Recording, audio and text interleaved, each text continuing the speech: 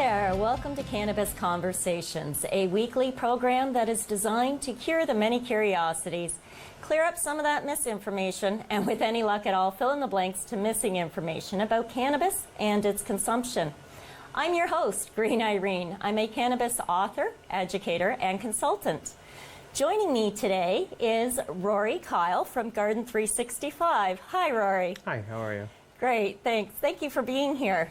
No problem. So before we get started and I tap into that wealth of information that you have to share today, why don't I give you an opportunity to introduce yourself to our audience who isn't familiar with you or your shop? Okay.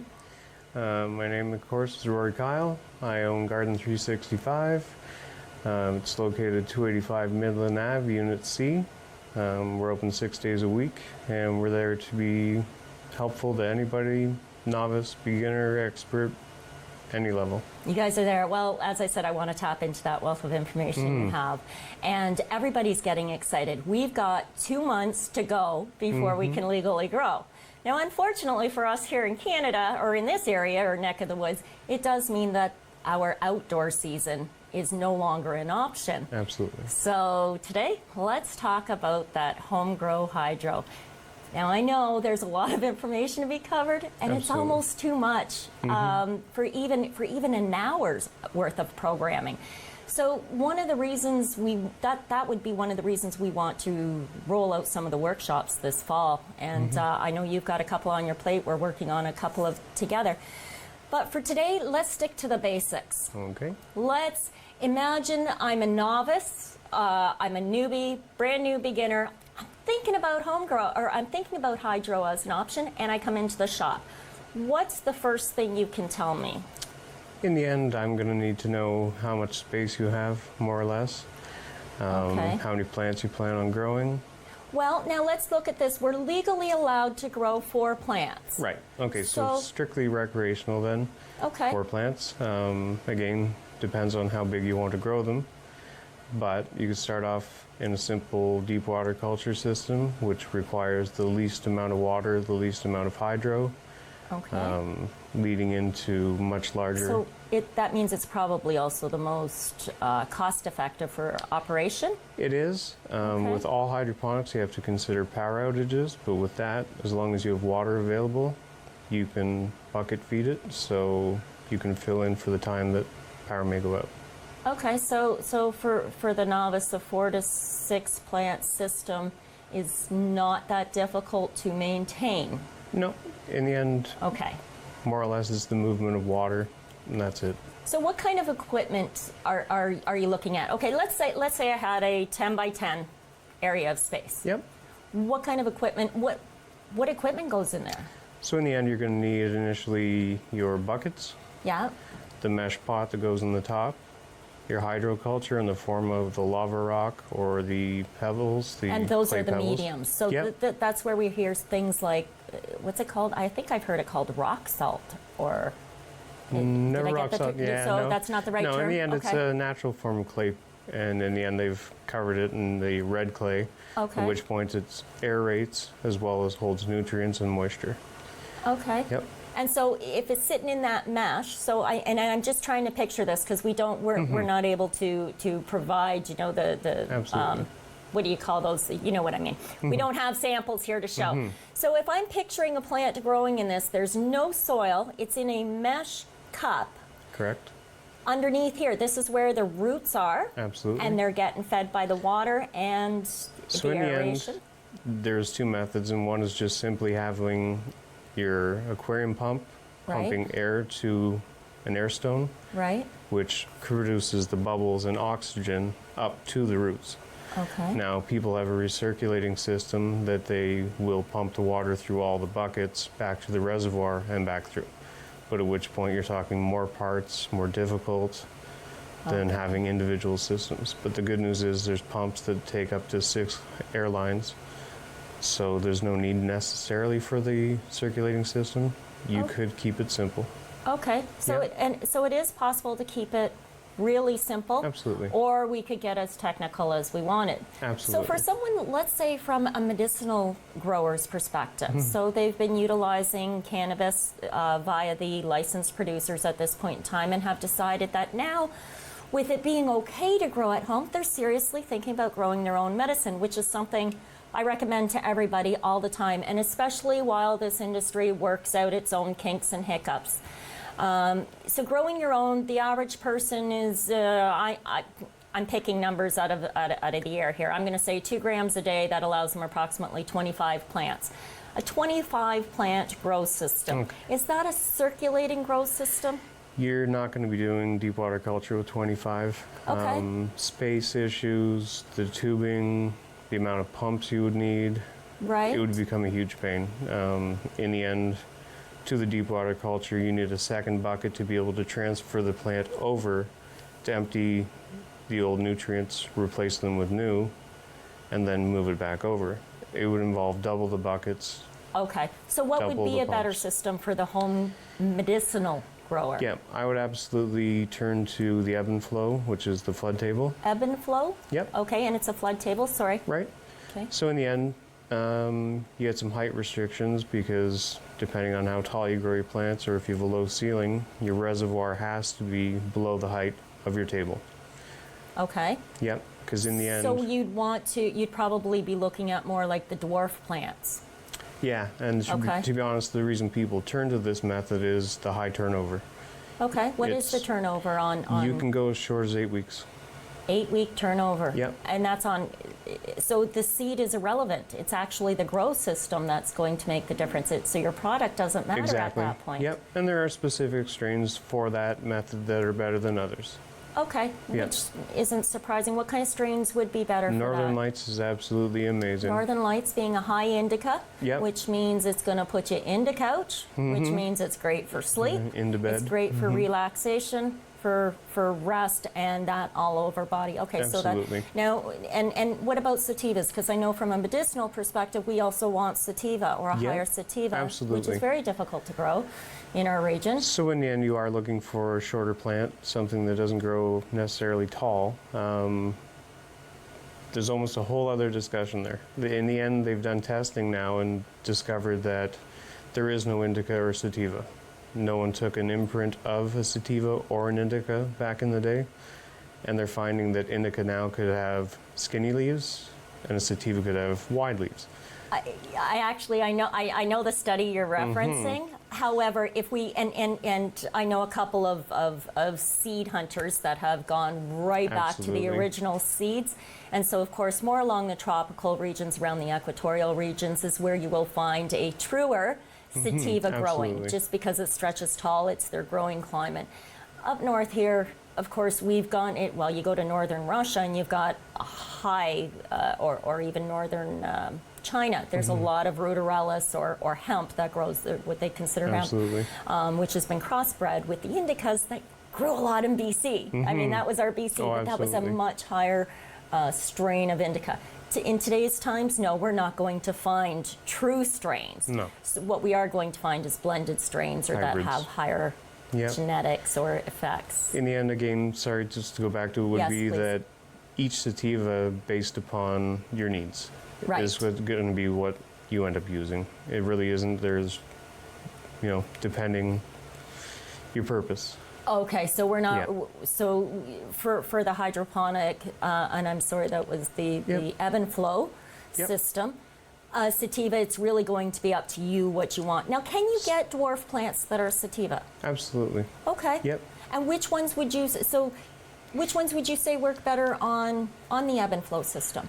Something I've never ventured into, but I have Okay. friends that have, and in the end, they find a little bit more branching rather than a straight cola, Okay. at which point they do a bit more spreading, so they need to be spaced out more. I think that's called scrogging, isn't it? You can scrog. That's Okay. definitely, scrogging is a great method. You can scrog anything. And more information about this, I will get into the details of this when we write the article for Yep. the website after the show. So we talked about the very first entry level, which and then we talked about the next level, which is kind of your trade, the ebb and flow. Yep. Let's say I'm a designer elitist and I just want the coolest looking system ever, and money is unlimited. Okay. What could you set me up with? So two options, and one would be the ebb and flow, and then the opposite would be the drip system. So in a drip system, you can do it in buckets as well, but it needs to recirculate back to the reservoir once again. Okay. So again, elevation, reservoir low, so again, height problems. You can do a drip system in an ebb and flow table so that it collects the recirculated nutrient Yep. back to the reservoir. And then redoes it again. Absolutely. Okay, so this is our table setup. We know that space requirement is something we need to know ahead of Absolutely. time. We know that the amount of product we want to produce or harvest is an essential factor to keep in mind. And price-wise, well, we're going to get into that after the break, but it can go just about anywhere. Let's talk a little bit about some of the other equipment. We know that the table is essential. We know that the potting and the soil and the medium, or not the soil, haha, I caught myself, Yep. but the medium used Okay. is all some of the equipment that's going to be required. What else? I mean, there's lights, tents, Oh, absolutely. it's endless. So if we tackle medium, immediately there's cocoa you can mix with perlite, which is a soilless mixture, at which point it's absolutely hydroponics. So Okay. at that point, that can be used in the drip system. Not so much deep water culture at all. Hydro pebbles would be used both in the table and the buckets. Okay. As far as the buckets go, you're talking about an air pump for a fish tank or a proper one designed for the purpose. The air stone for the bottom of the bucket, the net pot itself, and the lights. Ventilation, of course, is key Ventilation, well, you know what, yes, that being with key. all systems. When we get back, we're going to talk about some of the safety warnings. We're going to have to cut to breaks in less than a minute. So I'm going to ask you very, very quickly the three major steps that a person needs to take if they're considering hydro. Step one being education, of course. Absolutely. Educate yourself. Absolutely. Step And it's, two, you would say? Safety. Absolutely. I would look into safety. Okay. Defining a budget. Budget is very important, Okay. especially beginning out, because you may change your mind in Okay. the near future. So when we return, we're going to talk about those safety issues, those warnings. We're going to discuss the costs of setup as well as the costs of operation, and we'll wrap up with why. Okay. Why we should look at hydro grow. Very good. Okay.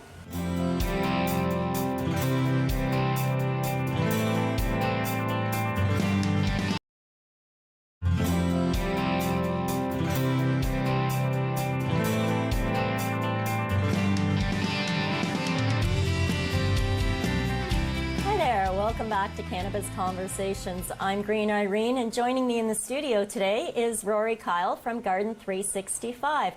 Before the break, we were talking a little bit about the hydroponic systems, the different kinds of systems, ebb and flow being better for medicinal purposes, and maybe for recreational purposes we could look at, I'm sorry, what was the deep water? Absolutely. The deep water solution.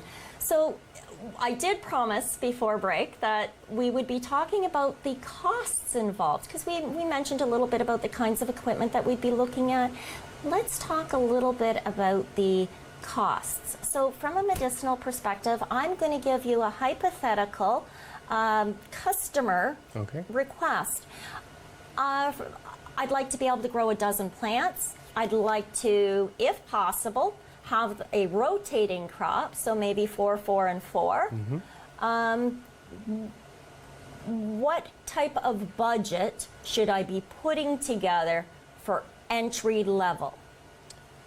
Again, the variances would be having a space to begin with that's available or requiring a tent. Okay. That aside, if we're strictly talking about the equipment involved to grow, in the end, you'd be looking at a table for that amount of plants. Right. Easiest way to do it, simple maintenance. Once you get it down, it's just a matter of letting it do its thing. Every 7 days, you're emptying the reservoir, replenishing your nutrients, and you're on your way again. Again, power failure is your only main concern. Okay, so a generator backup. And most of us in the country have a generator backup system anyway, just because. Yeah. In the end, as long as you're not leaving for multiple days, you could go into the reservoir with a bucket and flood the table. Okay, So, that's another option. yeah. But again, if we're looking at medicinal, that may not be an option. We may not, I remember when I was in the wheelchair, I would have never been able to lift Agreed. up a bucket. Agreed. Somebody suffering from COPD, Yep. they don't have the energy Yep. for that. So what system is available to them? To be honest, you almost need a helper or somebody that can help you. I do have a history of helping a gentleman who couldn't do it himself. And So there it really really is. is a hands-on. Hydroponics it is still hands-on. It's not a set and go kind of No. system. Minimal 1 hour day maintenance, just Okay. taking care of the plants themselves. And then your big day is when you schedule your water change, more than anything. Okay. Yep. Okay. Now, and what kind of costs are involved? I know you Okay. you always give me Yeah. that grin when I ask, but I'd kind of like to know, just entry level, Right. novice. I'm going to put a budget together, but I Okay. want the best bang for my buck. All right. So let's start with what's my buck? What's the best bang? Okay. So a pump's going to run you somewhere around $149. Okay. You can buy a table that's about 2 by 3 that should accommodate what you're doing. Okay. At that point, a reservoir could be something as simple as a Rubbermaid container. Okay. You need your hose tubing, and it's $1.20 per foot. Okay. At which point, you need your bubbler to maintain the water to keep it circulating and Bubbler, kind aerated. of like what you see in a fish tank. Exactly. Okay. So it's as simple as that. That aside, your hydroculture pebbles for a table that size, you may need 1.5 bags. They're about $49 each. Okay. Your rockwool cubes, which 98 is $15.49. Okay. But then it comes to lighting. Now Right. that's where it really fluctuates. Well, yeah, I had Rick Gilman was on the show once a while back, and he was talking about the difference in lighting. And I mean, I can remember back in the good old days when I was, a young teenager, and Buddy had some growing in his Right. closet with just a regular lamp hanging over it. This is obviously very dangerous, and we will touch on absolutely. some of the safety solutions here. But let's talk a little bit about that lighting. Rick was able to tell me that there's now full spectrum lights that control everything, so you don't have to go in and change your light bulbs. And Absolutely. You don't. Tell me a little bit about this. I was quite surprised. In the end, LEDs are the future. That is Okay. definitely certain. I don't think they're completely entirely there, but for the cost savings and effectiveness, they're worthy. I do believe they're going to get better and better and better. Explain the value of a lighting system or a quality lighting system, because I Right. know how important it is, and it is one of the most overlooked. It's also possibly because it's one of the most expensive, or potentially the most Absolutely. expensive part of the setup. You really So- do get in or get out what you put in.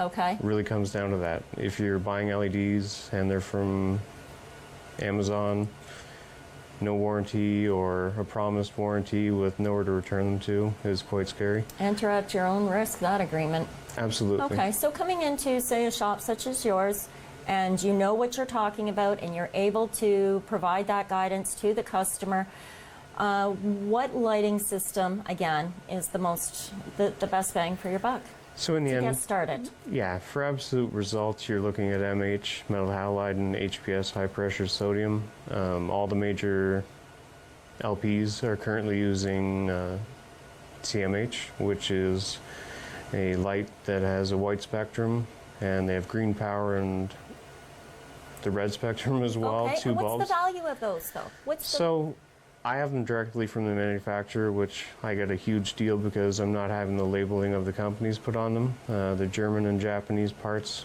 as opposed to Chinese. And Okay. in the end, they're quite cheap. They have a 2 to 3 year warranty on them. Okay. And they're very powerful. Like, But what's the difference of these lights? Like, well, why the different spectrums? Why the Yeah. different colors? so the problem with LEDs is a lot of people think because of their lack of heat that you Right. can bring them closer to the plant. At which point the different spectrums aren't crossing. Each leaf's getting a different color. So they actually have to be higher. Right? And then on top of that, people are finding more or less that without the assistance of an HPS, high pressure HPS. sodium, Okay. that the density isn't there. The density of the light fractals. the actual end product. Oh. Interesting. So BC is running most of their operations on 315 watt CMH. They put out the equivalent of 1,000 watt MH, metal halide, Okay. but only at 315 watts, so it's less than a 400 watt ballast. All right. So huge savings. Ballast is another expense, obviously, because now Absolutely. you got your lighting, but Yep. you need something to stick it in, and that can range in price as well. It goes up and Oh, down. absolutely. Depending on your space, you're going to need more lumens. So with the table you're speaking of, a 600 watt would do fine. If you're using LED, I would be thinking about 1,000 minimal. Okay. Yep. Okay. Now, so we're getting an idea of what our cost to set up is, and I mean, it can go all over the roadmap. Yep. Determine your budget. That was one of the steps, So Absolutely. step one, do your education, figure out what it is you're going to need. Step two, set your budget and Absolutely. decide what it is you have to spend, and then get the best you possibly can for that. On that budget, now there is the cost of operation. These lights sound fancy. They are taking an awful lot of hydro. Absolutely. I mean, we're talking about a backup generator, which the light's going to be on that too. We'll come back to the safety of all this, because we're putting electricity with water, hydro, and we're putting it in our home. We'll come back to that, but let's focus. What are the costs of operation? What is the best one for the most? What's budget friendly for hydro consumption? So let's say? LED is definitely the cheapest by far. Okay. The CMH would be next in line, which is your ceramic metal halide. Again, Okay. 315 watts, but the power of 1,000 watts in lumens. Right. So very strong, but low hydro. Okay. Leading up to your MH and your HPS, which, depending on your ballast, consumes more. Like 1,000 watt MH would run about the equivalent to your refrigerator Okay. for a year, whereas the LED, in comparison, maybe 200 for the whole year. Okay. Yeah. Which is about the same as running your fridge? Yeah. Oh, no. The LED would be much less. The refrigerator compared to the 1,000 watt is like $23, Okay. yeah, per day. So I mean, it's not huge dollars when we do the math. Yep. But it's enough dollars that it should be accounted for in Absolutely. the budget and expected. Yeah. The truth is, Okay. if you're consuming it for yourself, which we all hope you are, Right. in the end, airiness doesn't matter. If the end product is what you're looking for, then it doesn't really matter. The- So you don't have to go with the 1,000 watt lights and go crazy. You can maintain a crop without having to do the biggest and And that's just it. We're trying to grow our own medicine, our own nutritional supplements, Yep. and our own recreational herbal vice. Right. That's what we're going to call it. That's what I'm going to call it, recreational herbal vice. All right, let's talk about the safety, because this is huge. I made reference to, when I was a teenager and I saw this, and one of the reasons that sticks in my mind is, needless to say, that was the first whole house on fire that I ever saw as a young kid. Up close. Oh, boy. So it really stuck in my mind that it all evolved from this closet grow system. Let's get away from that. Let's talk about the safety of our hydro systems, or the Okay. system that Yep. that you're able to help people get and set up. And you do home coaching and consultation. Absolutely. And I know you've helped a lot of patients Oh, around yes. town. You're not shy as a giver. No. So moving on from that, safety, talk to me. Okay, so in the end, you definitely have the water factor. So on that end, you would want all your electricity raised. I mean, a big thing is consider having an electrician inspect where you're working, because some lights require more power. Your fuse may not be set up to take that much power. So in the end, you're looking at trouble. Overheating electrical lines in your walls, things like that. If you've got the proper, say, 20 amp or a 20 watt fuse to a 20 watt socket, it's capable of taking 1,000 watts. Now, if you have a 15, you're stretching it. You're Okay. going to be resetting breakers, or you're going to be replacing So fuses. again, make sure that you've got the proper electrical panel Absolutely. in place and you're connecting in the right way. It's a really good idea to get an electrician in to have a backup look for you, and worth the cost, especially if it saves you on your house. Absolutely. So that's one of the safety precautions, is obviously running that electrical. Another safety precaution, and when your electrician's there, he's going to tell you, this needs to be moved from that, or, let's not Yep. mix the electricity and water. We only have a couple of minutes left. Okay. How is insurance? How is the hydroponic home grow system affecting your home insurance? We've got less than a minute. So in the end, it's up in the air. We're not quite sure where it's going. If you're a medical patient, it's different, but the absolute must be exhausted. Okay. From there, you're talking dehumidifier if your humidity is getting too high. That's Right. another important thing, is the temperature gauge, humidity gauge. Temperature can tell you that it's getting too hot, risk of fire. Yeah. The humidity lets you know that you have the chance of mold. Right. So ventilation is very, very important, and fresh Rory? air intake as well. You are a wealth of information, and I recommend anybody considering any growing inside their home, they come down to Garden 365. You're on Midland Avenue in Midland, right by Happy Days. Yep. Come on in, talk to you. You're happy to share all the information. On that note, ladies and gentlemen, thank you for joining us today at Cannabis Conversations. I'm your host, Green Irene. Today we were talking about hydro, home grow. Next week we'll be talking about home grow in soil with Gary from my Green Grow Earth soil guy. He'll be here next week with us. On that note, I'm Green Irene saying be happy, get healthy, stay strong.